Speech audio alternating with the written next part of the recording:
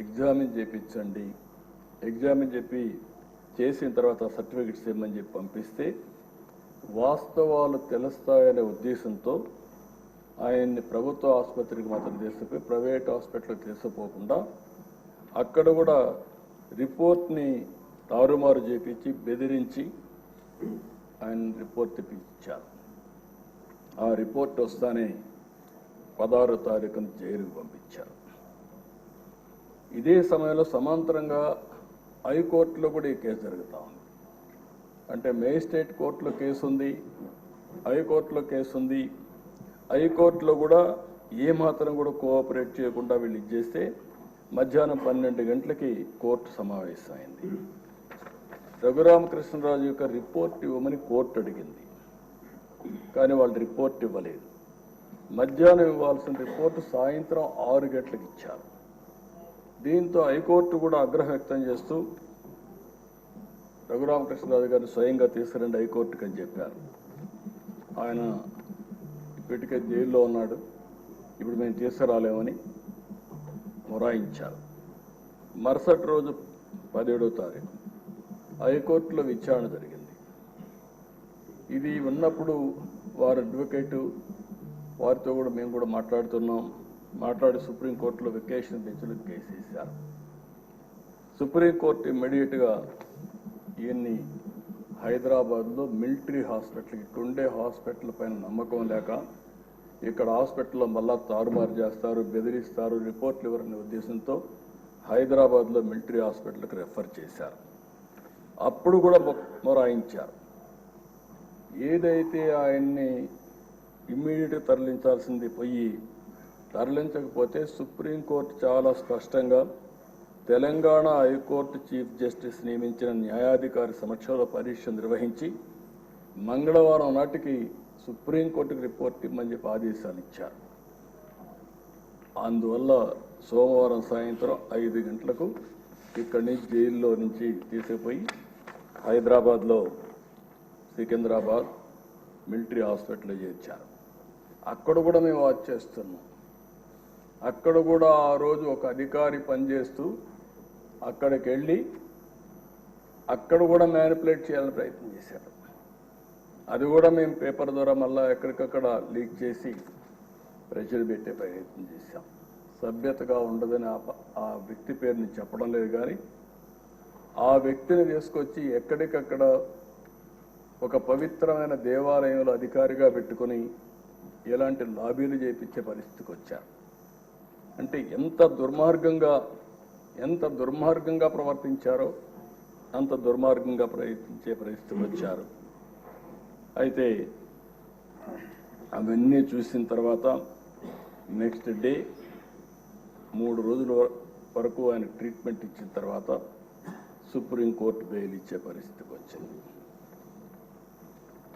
ఇది మనం అందరం ఒక్కసారి ఆలోచించినప్పుడు ఇక్కడతో ఆగలేదు కక్ష. నర్సాపూర్ లోక్సభ పరిధిలో పేద అమిరం గ్రామంలో అల్లూరి సీతారామరాజు విగ్రహావిష్కరణ జరిగింది. సాక్షాత్తు ప్రధానమంత్రి గారు ఆ ఫంక్షన్కి వచ్చారు. ఈయన స్థానిక ఎంపీగా ఉండి ఈయన ఇంటికి కూడా పక్కనే 500 మీటర్లు ఉంటుంది విగ్రహావిష్కరణ. అందుకని ఈయన కూడా వెళ్ళాలని చెప్పి ప్రయత్నం చేసి హైదరాబాద్ నుంచి రావడానికి ప్రయత్నం చేశాడు. కానీ ప్రయత్నం చేసి పర్లేదు వెళ్ళాలి అనే ఉద్దేశంతో నర్సాపూర్ ఎక్స్ప్రెస్లో టికెట్లు కూడా రిజర్వ్ చేసుకున్నాడు. బేగంపేటకు వచ్చిన తర్వాత దిగేశాడు.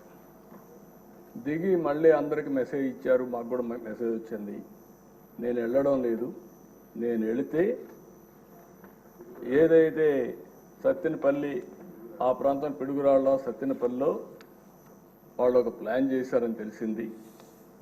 అవసరమైతే భోగిని తగలబెట్టి చంపేయాలని చెప్పి ఆ వార్త తెలిసింది కాబట్టి నేను దిగేశాను, నేను పోవడం లేదని చెప్పి దిగేసి వచ్చే పరిస్థితికి వచ్చాడు. అంటే ఇవన్నీ చూస్తే ఇవి సాధ్యమా, ఇవి జరుగుతాయా అనిపిస్తుంది. కానీ వీరి విషయంలో ఇవన్నీ జరిగాయి. 5 సంవత్సరాలు ఎంపీగా ఎన్నికైన తర్వాత నియోజకవర్గానికి రాలేకపోతే కడాను రచ్చబండ పెట్టి ప్రజలకు జరిగిన విషయాలు జరిగినట్టు చెప్పి ప్రజల ఆదరణ పొందిన వ్యక్తి ఈ రఘురామ్. అందుకే నేను త్రిబుల్ ఆర్ సినిమా ఎంత సంచలనమో ఈయన జీవితం కూడా అంతే సంచలనం. ఇంకొక విషయం కూడా మనం గుర్తుపెట్టుకోవాలి. మామూలు వ్యక్తి అయితే ఆ ధైర్యంగా ముందుకు వచ్చేవాడు కాదు. ఒక్కసారి నేను ఎన్నోసార్లు చెప్పాను, కొంతమంది నేరస్తులు నాకు ఇది చూసినప్పుడు ఒకటి గుర్తొస్తుంది. ఇలాంటి చూసినప్పుడు ఇంకా చాలా జరుగుతున్నాయి. అవి చూసినప్పుడు నాకు ఎప్పుడు కూడా దేశంలో ఎక్కడన్నా జరిగిందా అని నేను అధ్యయనం చేశాను. ఇక్కడుండే శాసనసభ్యులు 5 కోట్ల ప్రజలు కూడా అర్థం చేసుకోవాల్సిన అవసరం ఉంది. రెండోది ఆయన విషయంలోనే కాదు, నా విషయంలో కూడా జరిగిన తర్వాత ఏదైతే నా అభిప్రాయాన్ని ధృవీకరించుకున్నాను.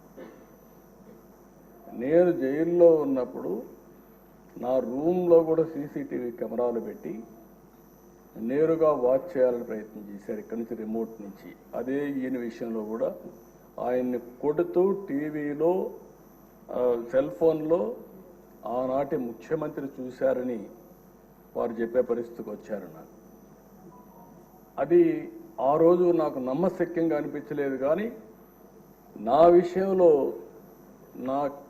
ఎక్కడైతే నన్ను జైల్లో పెట్టారో ఆ రూమ్లో కూడా సీసీటీవీ కెమెరా పెట్టి నేను ఏ విధంగా ఉన్నానో వాచ్ చేయడానికి ప్రయత్నం చేశారన్నప్పుడు నాకు నా అభిప్రాయాలు కన్ఫర్మ్ అయినాయి. అది అయిన తర్వాత నేను చాలాసార్లు ఆలోచించాను, ఎక్కడన్నా ఇలాంటి వాళ్ళు ఉన్నారా, ఎక్కడన్నా జరిగిందా ప్రపంచంలో అని అడిగితే ఒకే ఒక వ్యక్తి దొరికాడు. ఆ వ్యక్తి కొలంబియాలో ఎన్నో ఏళ్లకు మునుపు కాదు, 1980-85 ఆ ప్రాంతంలో ఏదైతే పాబ్లో ఎస్కోబార్, అతనికి ఇతనికి కరెక్ట్గా సరిపోతున్నాయి.